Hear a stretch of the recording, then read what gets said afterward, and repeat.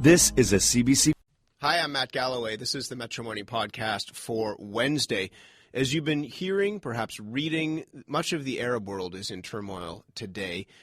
Much of the focus is on Egypt. Yesterday, 3 Egyptians died in anti-government protests. The demonstrations coming just a couple of weeks after a similar uprising in Tunisia, which led to the ouster of that country's president. The protesters in Egypt calling for the resignation of their president, Hosni Mubarak, who has been in power for almost 30 years. This morning, I spoke with Ahmed Khalifa. He's an Egyptian-Canadian who lives in Toronto, was recently back in his homeland. It was a very emotional conversation about what he's seeing here and how that's affecting him. I came and saw you in our room outside the studio just before we went on air, and you said that it was difficult for you to fall asleep last night.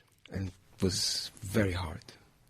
It's impossible. My wife laughed as she went to sleep last night. She called it the electronic revolution. I was mesmerized to my PC, and everybody is sending everything they can because the media is not covering it properly. So people are doing it themselves. It's amazing. What's the latest that you're hearing this morning about what's going on there? Police is trying to force hospitals to surround injured people in the hospitals, and the doctors are refusing, and they are trying to protect them. It's incredibly emotional.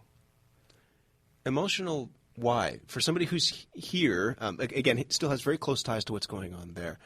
Why is it so moving for you? What are the emotions that you feel? You know, all your life you hear about justice and freedom and equality. These are the values you grew up in. And then you come to Canada and then you realize, oh, here is the application, right? We are not really a just society. Canada is. And then you go back to Egypt, and there is this bitter disappointment of the difference between the reality and the principles.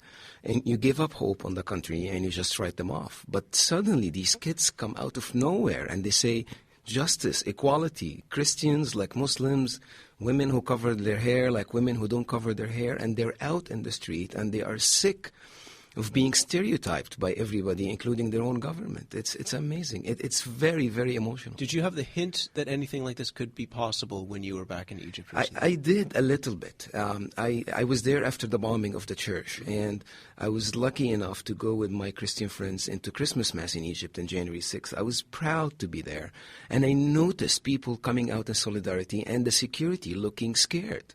They are afraid of people coming together. They were trying to stop people from coming out. Much is being made of the comparison between what's happening now in the streets of Cairo and what happened in Tunis, in Tunisia, just a couple of weeks ago. Do you see the connection there? Definitely. I mean, Tunisia encouraged everybody. There was envy in the streets of Egypt among every Egyptian. And Tunisia gave everybody hope. It was a surprise. This sort of stuff we have been groomed to not think could happen in the Middle East. Groomed? Yes, we've been all told by our leaders that we can't do it, and then the West, in a way, tells us we can't do it. I mean, everybody stereotyped these people, including us, including myself. I am guilty. I feel guilty that I'm not there. I feel guilty that I'm not in the street, and I feel guilty that I gave up on them.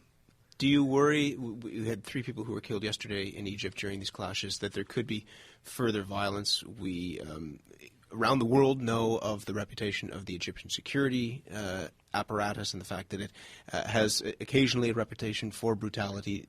Could there be further bloodshed, do you think? I am sick worried. I was in contact with Hussam Bakat of the Egyptian Initiative. He was for human rights. He was here honored in Canada in Human Rights Watch this summer. They are sick worried. They don't have enough lawyers. They grab these kids, they soak them wet in water, they throw them out on the highways in the middle of nowhere. That's the police force. That's what they are doing now.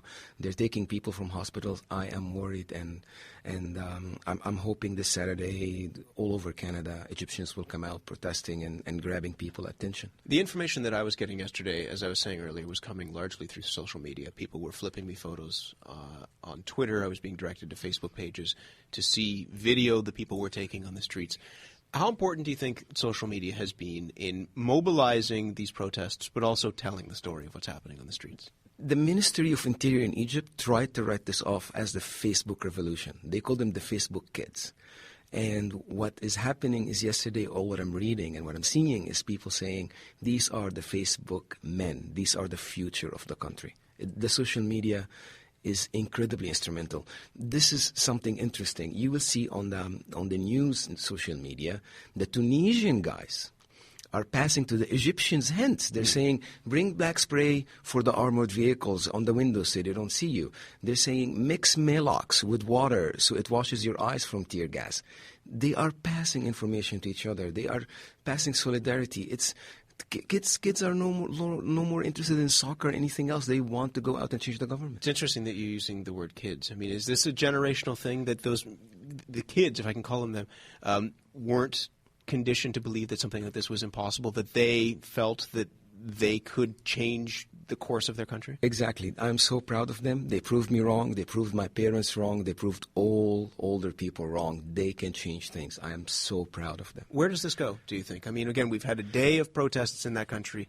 People are looking to see what's going on there today, but also looking at the connections between other countries in that region.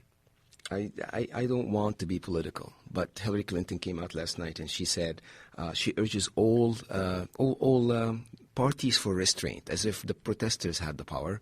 And she said the Egyptian government is doing its best, which is seen as a green light for the Egyptian government to do what it wants. Within the community here, is there a sense that change is on the doorstep?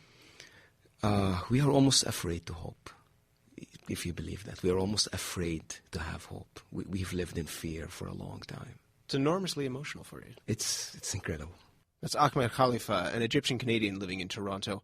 We'll be following the story as it continues to develop.